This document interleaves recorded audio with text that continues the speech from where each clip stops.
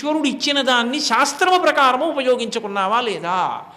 స్వరపేటికి ఒకటే ఇవ్వడు, దానితో పాటు శాస్త్రాన్ని ఇచ్చాడు, నువ్వు దీన్ని ఇలా ఉపయోగించవలసి ఉంటుందని. అందుకే మాటకున్నన్ని నియమాలు శాస్త్రంలో దేనికి లేవు. సత్యం బ్రూయాత్, ప్రియం బ్రూయాత్, న బ్రూయాత్ సత్యమప్రియం, ప్రియంచనానృతం బ్రూయాత్, ఇన్ని నియమాలు చెప్పింది మాటకి. అలా మాట్లాడవలసి ఉంటుందని చెప్పింది. వాక్కు అగ్నిహోత్రం.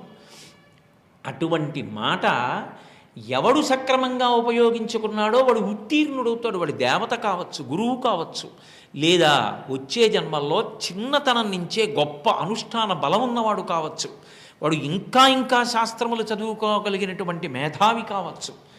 అది ఇప్పుడు చేసే అనుష్ఠానాన్ని బట్టి ఉంటుంది.